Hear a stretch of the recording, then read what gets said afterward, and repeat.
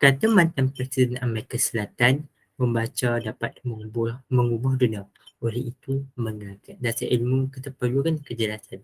Sebelum itu, Bismillahirrahmanirrahim. Assalamualaikum warahmatullahi wabarakatuh dan selamat sejahtera kepada Encik Fauzi dan rakan-rakan. Isu semasa yang dipilih oleh saya adalah berkaitan dengan mekanisme yang ada pada hari ini untuk kita menghadapi isu rasuah. Sebelum itu, tuan-tuan dan puan-puan, tahukah anda apakah yang dimaksudkan dengan rasuah? Rasuah ini menurut portal rasmi SPRM merupakan satu perbuatan sama ada memberi ataupun menerima suapan yang berbentuk wang tunai atau barangan berharga seperti upah yang melibatkan satu perbuatan yang mempunyai kaitan dengan bidang tugas seseorang itu. Sebagai contohlah, seorang kontraktor menerima hadiah berbentuk jam tangan daripada seorang pegawai kerajaan bagi meluluskan projek kepada syirikatnya. Namun, walaupun pada hari ini Malaysia banyak mengalami isu-isu berkaitan dengan rasuah ini, bagaimanakah mekanisme yang ada pada hari ini kita mampu untuk mengatasi isu-isu berkaitan rasuah? Maka itulah yang saya akan ceritakan kepada anda pada hari ini, tuan-tuan dan puan-puan. Sebagai contohlah, bekas pengerusi federal Tan Sri Muhammad Ishak Abdul Samad pada hari ini didapati bersalah atas 9 pertuduhan rasuah yang berjumlah RM3 juta berkaitan dengan pembelian sebuah hotel di Kuching Sarawak, tuan-tuan dan puan-puan. Hasilnya, tertuduh ini didapati bersalah dan berjaya disabitkan di bawah kesalahan-kesalahan di bawah Seksyen 16-A Akta Suruhanjaya Pencegahan Rasuah Malaysia SPRM. Maksudnya apa, tuan-tuan? Maksudnya akta yang ada di bawah Suruhanjaya Pencegahan Rasuah Malaysia SPRM ini mampu menjalankan fungsi-fungsi, dan seperti yang kita tahu, sebagai akta yang baiklah, akta ini mampu yang pertama untuk mencegah, yang kedua adalah untuk mendidik masyarakat, dan yang ketiga adalah untuk menghukum pesalah. Maka saya akan ceritakan kepada anda bagaimana akta ini mampu untuk menjalankan ketiga fungsi ini, tuan-tuan dan puan. Baiklah, kita bergerak kepada fakta yang pertama, itu saya akan ceritakan bagaimana akta ini mampu mencegah, tuan-tuan dan puan. Dalam fakta ini saya akan ceritakan kepada anda bagaimana akta ini mampu untuk mencegah daripada berlakunya salah laku rasuah daripada akar umbi lagi, tuan-tuan dan puan. Tahukah anda jika akta ini mencegah daripada berlakunya salah laku rasuah? Sebab akta ini mampu menghalang daripada wujudnya penerima rasuah dengan menghukum pemberi rasuah terlebih dahulu, tuan-tuan. Contoh yang utamalah di dalam akta ini, Seksyen 17-A, di mana akta ini menetapkan perbuatan menawarkan rasuah sama beratnya dengan kesalahan menerima rasuah. Kata perpatah, bertepuk sebelah tangan tidak akan berbunyi. Jika tiada pemberi pada hari ini, maka tiadalah penerimanya. Kita lihat satu isu semasa pandemik yang lepas di mana sebuah bot warga Vietnam cuba menyogok RM20,000 kepada pegawai maritim kita di wilayah timur supaya dibebaskan selepas dikesan menangkap ikan di perairan negara kita, tuan-tuan dan puan-puan. Dan lebih sadisnya lagi, pegawai ini telah pun menerima rasuah. Namun tidak hanya pegawai ini sahaja yang dikenakan tindakan, tuan-tuan dan puan-puan. Namun warga nelayan yang memberikan rasuah kepada pegawai ini juga turut dikenakan tindakan yang sama.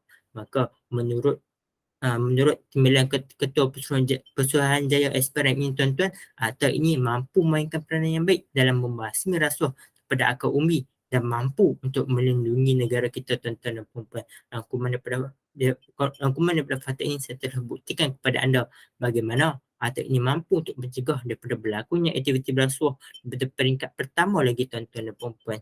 Maka kita bergerak ke fasa yang kedua, iaitu untuk mendidik tuan-tuan dan puan. Baiklah, di dalam fakta ini saya akan ceritakan kepada anda bagaimana akta ini mampu untuk mendidik masyarakat tak kala ilmu berkaitan dengan rasuah ini masih lagi kurang dalam masyarakat kita, tuan-tuan dan puan.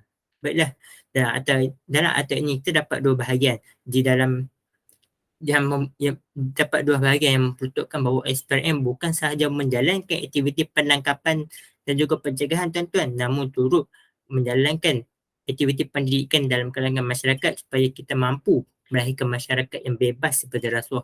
Contoh yang utamalah di dalam Seksyen 7G dan F atas SPRM 2009 yang menekankan pendidikan orang ramai untuk sama-sama menentang rasuah.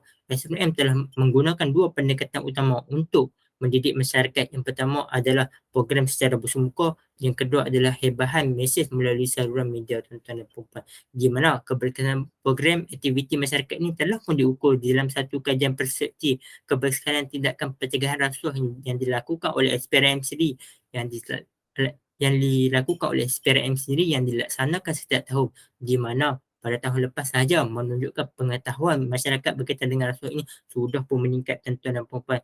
Bahkan ini terbukti dengan kedudukan Malaysia dalam indeks persepsi rasuah CPI pada 2016 meningkat 10 anak tangga ke kedudukan ke-51 berbanding pada 2018, di mana kedudukan ke-61 daripada 180 negara yang mengambil bahagian.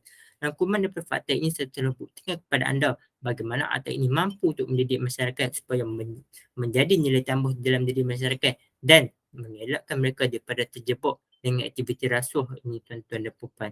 Maka yang ketiga saya akan ceritakan kepada anda iaitu berkaitan dengan menghukum. Dalam fakta ini saya akan ceritakan kepada anda bagaimana akta ini mampu untuk menghukum pesalah dengan berat tuan-tuan dan puan. Kita lihat di dalam akta ini iaitu di dalam Seksyen 16 dan 17 Akta Suruhanjaya Pencegahan Rasuah Malaysia 2019, akta ini memperuntukkan penjara tidak melebihi 20 tahun atau denda tidak kurang daripada 5 kali ganda nilai rasuah atau 10,000 yang mana yang lebih tinggi tuan-tuan dan puan-puan. Sebagai contohlah kita dapat lihat hukuman ini pernah dijatuhkan kepada 3 pegawai undang-undang di negeri Pulau Pinang yang meminta suapan sebanyak RM500,000 kepada orang awam tuan-tuan. Melalui akta ini, mereka ini telah pun menerima hukuman penjara dan 5 kali ganda daripada suapan yang telah mereka minta kepada orang itu. Maka ini menunjukkan betapa tegasnya akta ini untuk mengawal aktiviti rasuah di dalam negara kita. Maka saya yakin dan percaya hukuman seperti ini sudah mampu mesti untuk menyebabkan pesalah-pesalah ini takut dan menyesal untuk mengulangi perbuatan mereka. Pada akhirnya, inilah yang mampu menjadi jambatan untuk kita sama-sama memerangi rasuah dan perempuan. Dan hukuman dalam fakta ini setelah buktikan kepada anda bagaimana pada hari ini dengan adanya akta-akta ini kita mampu untuk menghukum pesalah yang sekaligus kita mampu untuk menggunakan isu rasuah dalam negara kita tuan-tuan dan puan. Kesimpulannya setelah buktikan kepada anda bagaimanakah salah laku rasuah pada hari ini boleh saja kita kawal melalui akta-akta yang sedia ada. Jika kita melihat kembalilah bagaimana akta ini mampu untuk membatal rasuah sejak pada akar umbi lagi dengan mengenakan hukuman bukan saja penerima namun kepada pemberi juga tuan-tuan dan puan. Dan bagaimana pada hari ini kita mempunyai peruntukan dalam akta ini yang menekankan kesedaran kepada orang ramai tentang bahayanya aktiviti rasuah ini di dalam masyarakat dan bagaimana akta ini mampu untuk menjalankan fungsinya untuk menghukum juga tuan-tuan dan puan. Oleh itu, demi memerangi rasuah, saya yakin dan percaya inilah jawapannya. Maka itu sahaja daripada saya. Sekian, terima kasih.